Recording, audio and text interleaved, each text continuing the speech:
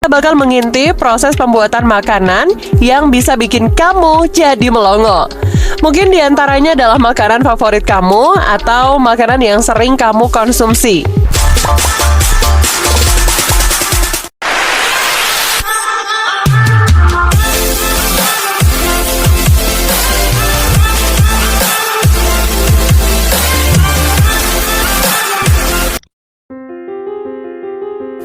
Sosis babi. Mirip dengan hotdog, sosis babi dibuat dari bagian-bagian tubuh babi yang digiling atau dicincang halus. Sedangkan lemak babi dan bahan lainnya seperti bumbu, rempah, dan pengikat ditambahkan ke dalam daging untuk menciptakan rasa dan tekstur yang diinginkan. Beberapa produsen sosis babi berkualitas dibuat menggunakan mesin canggih untuk meningkatkan efisiensi dan kualitas produksi babi. Tapi sering juga ditemukan produsen nakal yang menggunakan bagian tubuh babi yang jarang dikonsumsi langsung seperti kulit, lemak, dan bahkan darah. Semua bahan ini dicampur dan diolah menjadi satu. Proses pengolahan yang terkadang kurang bersih membuat kita harus ekstra hati-hati memilih sosis yang berkualitas yang aman untuk dikonsumsi.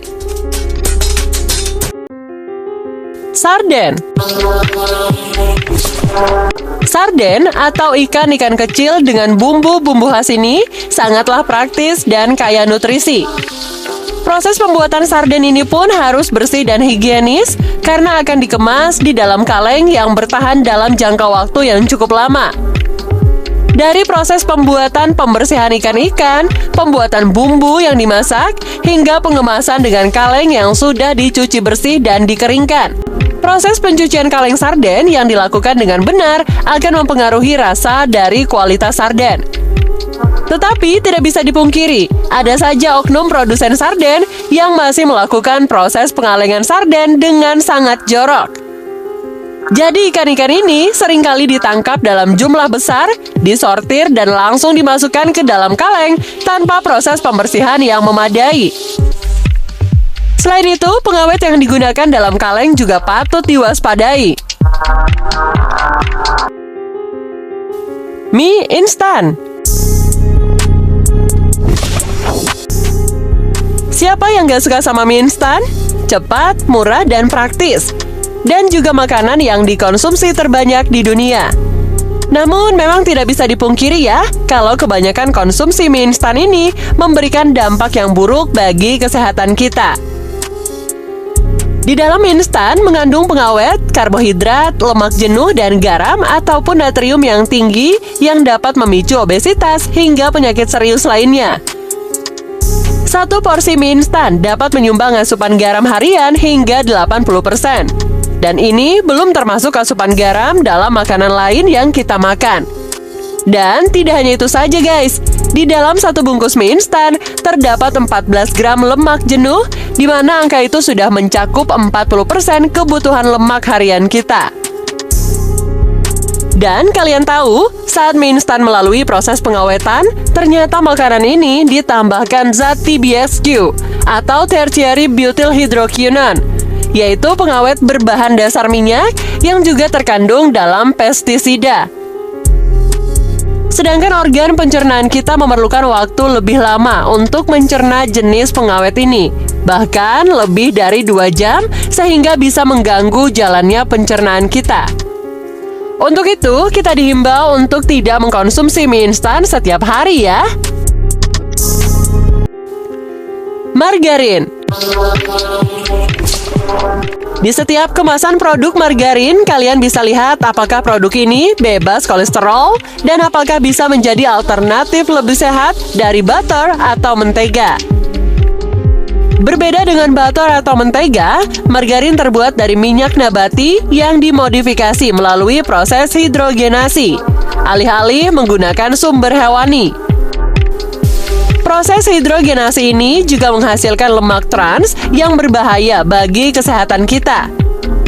Proses ini mengubah minyak cair menjadi padat dengan menambahkan hidrogen. Tapi minyak yang digunakan seringkali adalah minyak kelapa sawit yang kualitasnya nggak selalu terjamin.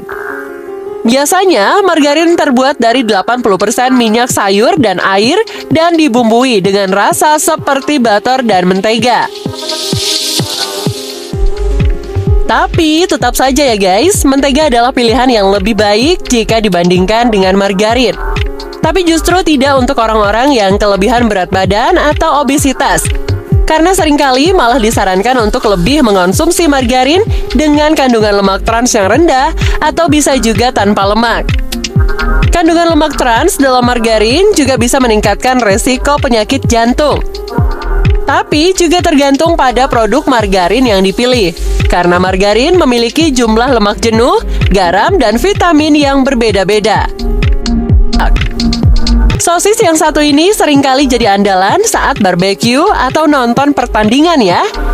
Pembuatan sosis di dalam hotdog ini hampir sama dengan pembuatan nugget yang terbuat dari ayam ataupun sapi. Tapi tahukah kamu kalau isi dari hotdog bisa sangat beragam dan kadang jorok?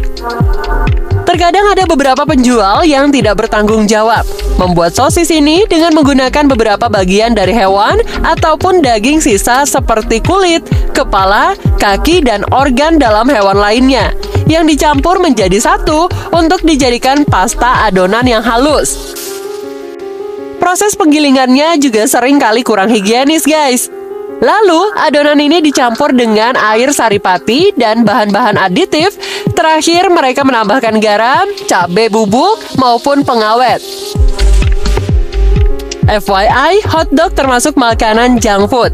Hampir 80% makanan ini mengandung kalori dan lemak jenuh yang tidak sehat.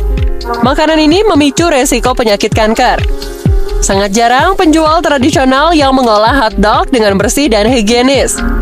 Mereka biasanya menjual harga murah dengan kualitas buruk. Tapi kalian jangan khawatir karena sudah banyak produk sosis hotdog yang dijual di supermarket dengan kualitas terbaik dan dikemas dengan higienis. Blue cheese.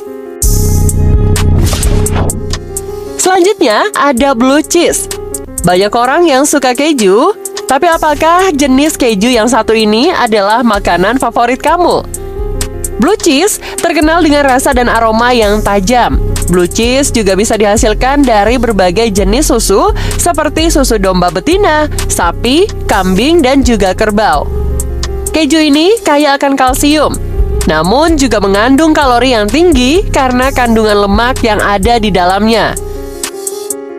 Rasa dari blue cheese ini sangat bervariasi, dari yang ringan sampai yang kuat, dan dari yang sedikit manis hingga asin atau tajam. Untuk warna dari keju ini putih pucat hingga gelap. Tapi kalian tahu nggak? Kalau ternyata keju ini dibuat dengan bantuan jamur penicillium. Ya, keju ini sengaja dibusukkan sampai terbentuk jamur penicillium dan kemudian berkembang biak di dalamnya. Jamur ini akan memberikan serat-serat biru pada keju dan menghasilkan karakteristik rasa serta aroma yang khas dari blue cheese ini. Proses ini mungkin terdengar agak menjijikan ya, tapi hasilnya adalah keju dengan rasa yang unik dan disukai oleh banyak orang. Saus tomat.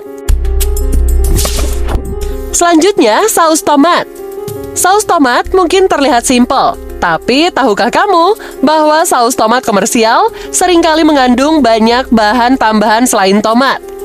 Ada tambahan gula, cuka, pengawet, dan pewarna buatan yang juga seringkali ditambahkan untuk meningkatkan rasa dan daya tahan produk saus.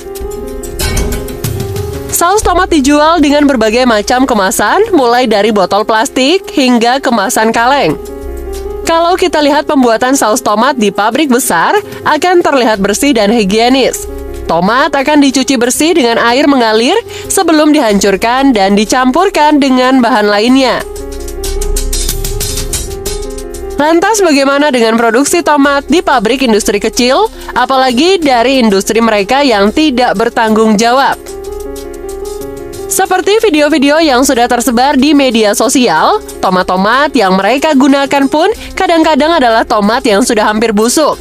Ditambahkan pewarna agar tampak segar seperti saus tomat pada umumnya. Bahkan ada juga yang proses pembuatannya dikerjakan oleh kaki. Tidak hanya pembuatan sausnya, kemasan kaleng ataupun botol plastik yang digunakan pun terkadang bisa dibilang kurang aman. Seringkali ditemukan kemasan yang masih mengandung BPA. Bahan kimia bernama BPA ini dapat menimbulkan berbagai gangguan kesehatan.